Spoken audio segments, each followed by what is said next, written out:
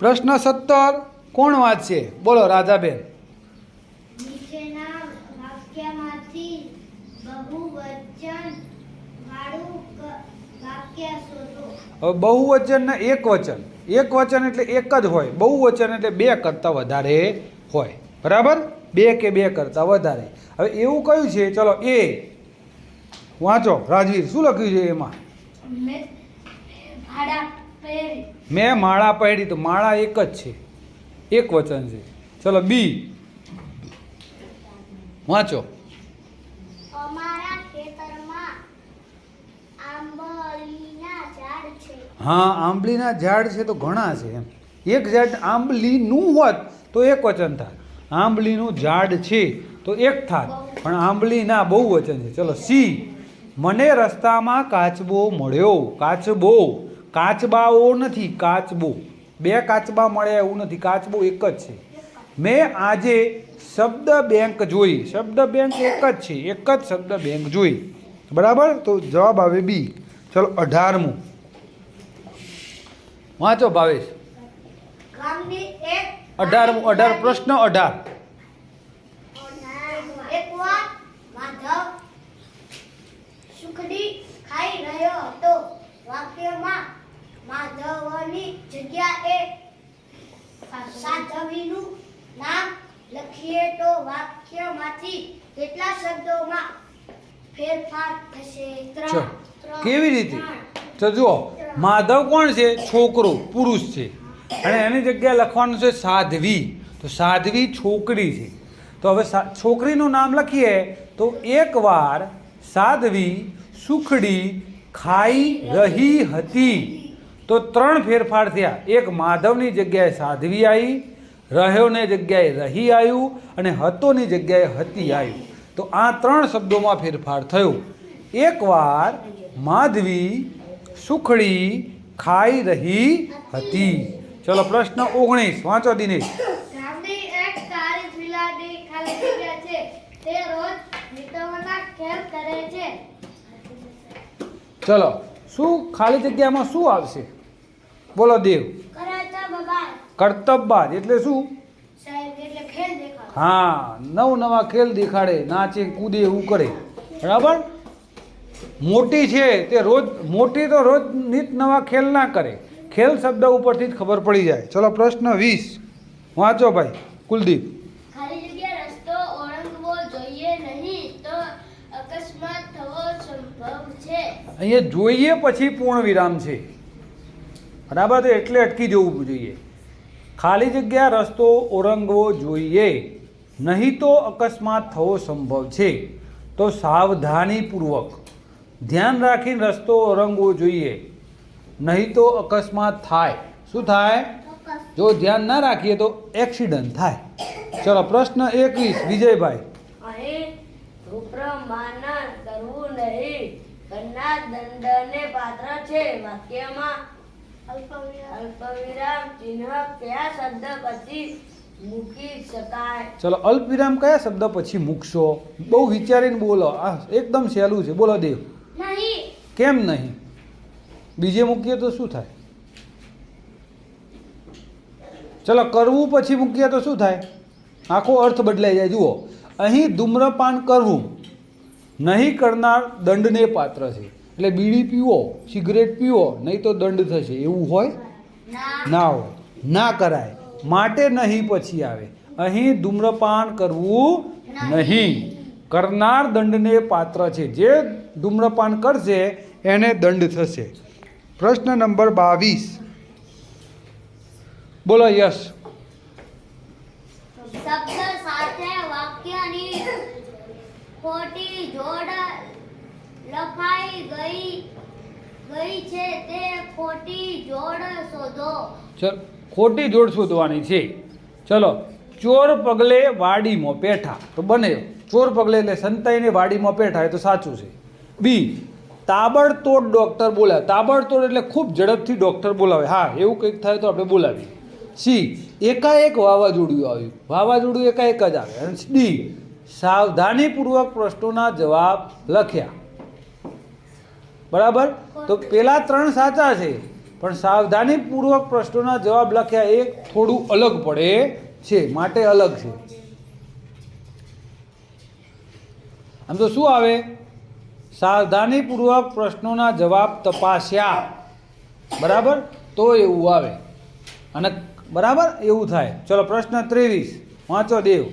આજે રમવા મોડી આવશે, ખાલી જગ્યા તેમને ઘરે કામ છે. હા, કેમ કે કેમ? કારણ કે એનું કારણ છે. રમવા મોડી આવશે એનું કારણ પાછળ આપેલું છે, બરાબર. પછી ના આવે. કેમ? જો પછી આવે તો શું થાય? આજે તે રમવા મોડી આવશે, પછી તેને ઘરે કહે, એવું કેમ મેળ આવે? તો તમે વિચારો, અંદર જે ઓપ્શન આપેલો હોય એ મૂકો તો પણ તમને આવડી જાય. ચલો આગળ પ્રશ્ન 24 વાંચો અંશ. ઊંઝામાં નહીવત પાણી હતું, ખાલી જગ્યા તરસ્યા કાગડાએ તેમાં કાંકરા નાખ્યા. સી એટલે કેમ એટલે? પાણી ઉપર કારણ કે પાણી થોડું હતું એટલે કાંકરા નાખ્યા એટલે પાણી શું થયું? આવ્યું. અને પીધું. તો વિચારવાનું છે શું આવશે. ચલો પ્રશ્ન 25 વાંચો ભાઈ કુલદીપ. કાગડાનો રાજાજીના હુકમ પ્રમાણે ગરામાં નાખવાનો આવ્યો. પછી શું થયું હશે? બોલો શું થયું હશે? આપણે જોઈ હતી ને વાર્તા. આ સાહેબ ગાળામાં દત્તા સીધી. હા, ગારામાં ખૂંદતા ખૂંદતા શું કરવા લાગ્યો? એ આનંદ કરવા લાગ્યો. કારણ કે ગારામાં તરવાય નહીં. તરાય ક્યાં? હા, બરાબર. રાજાજી નવાઈ નથી લાગી. રાજાને ગુસ્સો તો આવ્યો તો એટલે જ નાખ્યો. કાદવમાં નાખ્યો એટલે કાગડાભાઈ શું કરવા લાગ્યા? ખૂંદતા ખૂંદતા નાચવા લાગે, આનંદ કરવા લાગે. ચલો આગળ 26મો પ્રશ્ન વાંચો ભાઈ દેવ.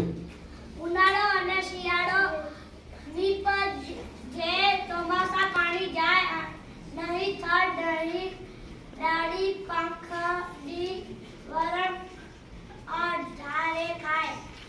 આ કઈ વસ્તુ માટે છે? ઉનાળે અને શિયાળે નીપજે. ઉનાળે અને શિયાળામાં થાય. ચોમાસે પાણીમાં જાય. નહીં થડ નહીં ડાળી, પાંખડી વણ અઢારે ખાય. એને નથી થડ, નથી એને ડાળી, તોય અઢારે વણ બધા લોકો એને ખાય. ખાંડ સાહેબ મીઠું મીઠું. શાબાશ, મીઠું જવાબ આવે. શું આવે? મીઠું. ચોમાસામાં ના થાય, ચોમાસામાં પાણીમાં ઓગળી જાય મીઠું. શિયાળામાં અને ઉનાળામાં તડકો હોય ત્યારે પાણી સુકાઈ જાય એટલે મીઠું થાય. અને અઢારે વણ એને ખાય. એના ના થડ હોય કે ના ડાળી હોય. બરાબર, સરસ ભાઈ, યશભાઈ. ચલો પ્રશ્ન નંબર 27 બોલો દિનેશ. ઝાડને ઉછળતા મારી નાખવું એ મારાથી નો ખવાય. વાક્યના નજીકનો અર્થ કયો છે? બોલો હેડો. ડી. ડી. કેમ?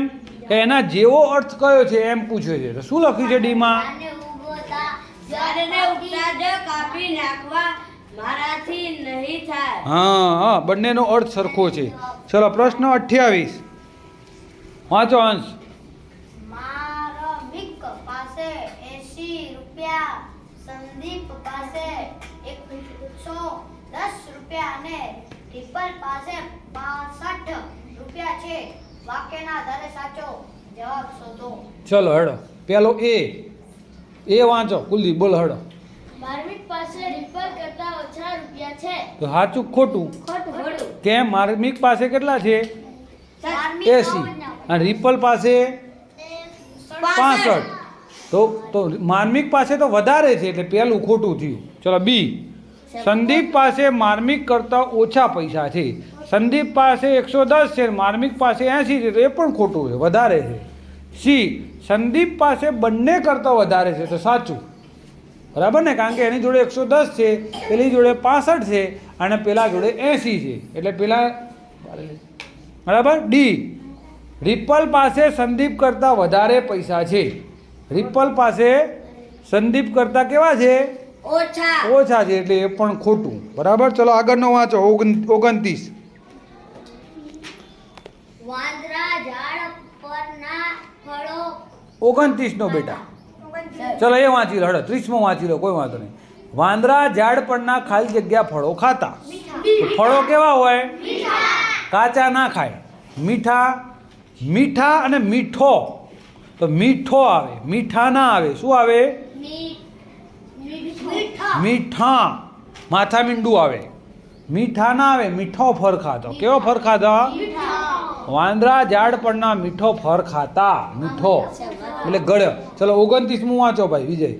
વિરામચિહ્નની દ્રષ્ટિએ કયું વાક્ય ખોટું છે?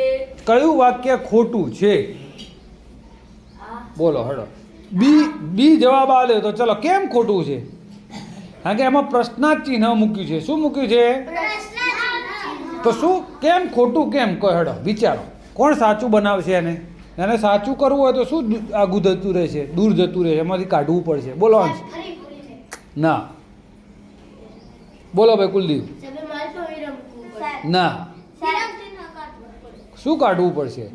તેણે ખેતરમાં ફરી ફરીને શું ભેગા કર્યા? લાલ મરચા કાઢવું પડે. અને જો પ્રશ્નાર્થ ચિહ્ન કાઢવું હોય તો પૂર્ણ વિરામ આવે. કયું આવે? પૂર્ણ વિરામ. કઈ ઋતુમાં ઠંડી લાગે? તો સાચું છે, પ્રશ્ન પૂછ્યો. આકાશમાંથી વરસાદ તૂટી પડ્યો, એ પણ સાચું, પૂર્ણ વિરામ. આહા એટલે ઉદ્ગાર ચિહ્ન છે. મળી ગઈ ઠંડી ભગાડવાની રીત, બરાબર, તો એ પણ સાચું. ચલો 30મો તો થઈ ગયો. હવે આપણે જોઈશું 31મો. ચલો બોલો કાજલબેન. એક પંખી ઉડતું ઉડતું આવ્યું, ઘણા પક્ષીઓ ઉડતા ઉડતા આવ્યા. પંખીઓ. ચલો એક પછી ઘણા કર્યું એટલે એક વચન ને બહુવચન. ચલો એના જેવું કયું છે? તો ચલો એ કેમ ખોટું? બોલો હળો. બોલો એ કેમ ખોટું? એ કેમ? બોલો કોને આવડશે? બોલો યસ. ઘણાની જગ્યાએ આવે છોટો. ના જો એ જોજો, એ નહીં. ઓપ્શન એ જુઓ. એને માંડ એક પાંદડું બેઠેલું. એને માંડ એક પાંદડા બેઠા. તો એક ના આવે. એને માંડ પાંદડા બેઠેલા. એક શબ્દ છે એટલે ખોટું. બંને એક વચન છે. બી પંખીએ આ કામ કર્યું. પંખીઓએ આ કામ કર્યું. એક પંખી ઉડતું ઉડતું આવ્યું, ઘણા પંખીઓ ઉડતા ઉડતા આવ્યા. પંખીએ આ કામ કર્યું. પંખીઓએ આ કામ. આજે હું લાડુ ખાઈશ, આજે હું લાડવા ખાઈશ. હુંની જગ્યાએ અમે આવવું જોઈએ આખું વાક્ય, એટલે એ ખોટું. પંખીઓએ આ કામ કર્યું નહીં, આ કામ કર્યા એમ આવવું જોઈએ, બરાબર. અને ડી એક ચોમાસું છોડ પર વરસ્યું, ઘણા ચોમાસા છોડ પર વરસ્યા. તો આખું વાક્ય બહુવચન થવું જોઈએ, બરાબર, માટે ખોટ. ચલો 32મું વાંચો ભાઈ વિજય. મોબાઈલ મળતા બાળક એટલું ખુશ થયું, ખાલી જગ્યા તેને આખી દુનિયા મળી ગઈ. એટલે કે જાણે એટલે તેને આખી દુનિયા મળી ગઈ હોય એટલે એ ખુશ થઈ ગયું. ચલો પ્રશ્ન 33. સમૂહ દર્શાવતો, આખું સમૂહ દર્શાવતો કયો છે? વણઝાર. વણઝાર ઘણા બધા હોય. વણઝારમાં કેવા હોય? ચલો પ્રવાસી એક જ છે, સભ્ય એક છે, સૈનિક એક છે, ત્યારે વણઝાર એક સમૂહ દર્શાવે છે. ચલો પ્રશ્ન 34. સૌથી ઓછું આયુષ્ય કયા પ્રાણીનું છે? હા હા, ચકલીનું વધારે હોય, મગરનું વધારે હોય, શિયાળનું વધારે હોય, બકરીનું સૌથી ઓછું હોય. આ યાદ રાખવાનું છે આપણે. આયુષ્ય એટલે કેટલું જીવે એમ.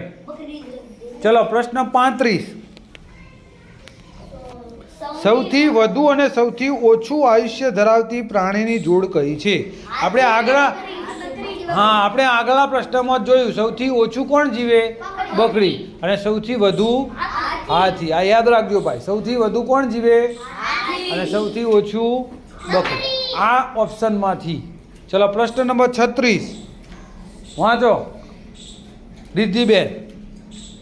સૌથી વધુ આયુષ્ય અને સૌથી ઓછું આયુષ્ય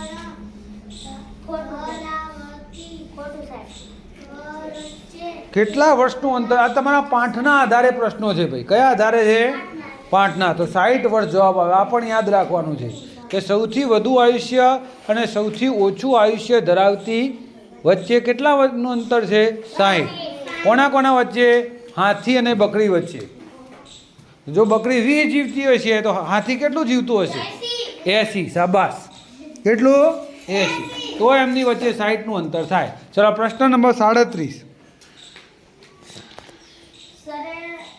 બોલો યસ. સરેરાશ આયુષ્ય 30 વર્ષથી વધુ હોય તેવા કેટલા પ્રાણીઓ છે? તો 6 પ્રાણીઓ. કેટલા?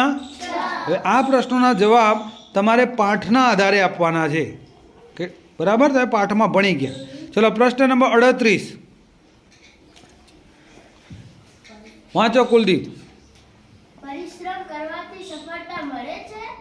ના, પ્રશ્નાર્થ નથી ભાઈ. મળે છે નો નજીકનો અર્થ કયો છે હશે? નજીકનો અર્થ કયો છે? તો મહેનત કરવાથી સફળતા મળે. બરાબર? તો મહેનત ન કરીએ તો સફળ ન થવાય.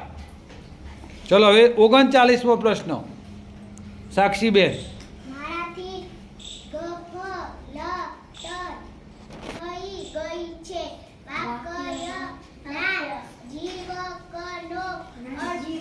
નજીકનો અર્થ શું થાય? ગફલત એટલે ભૂલ થઈ ગઈ છે. મારે કરવી ન હતી પણ મારાથી ભૂલ થઈ ગઈ. ભૂલથી ભૂલ થઈ ગઈ એમ. ગફલત થઈ ગઈ છે. મારી ક્યારે ભૂલ ન થાય તો ખોટું. મેં જાણી જોઈને ભૂલ કરી એ ખોટું. મારાથી ખોટી ભૂલ થઈ ગઈ એ ખોટું. પણ જાણી જોઈને ભૂલ કરી નથી એમ. ચલો 40મો પ્રશ્ન આરતીબેન.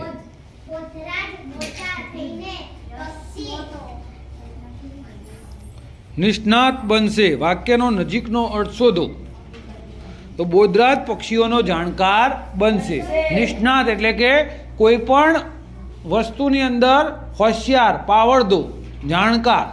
તો બોધરાજ પક્ષીઓનો જાણકાર બનશે. તો આ આપણે 40 પ્રશ્નો સમજ્યા.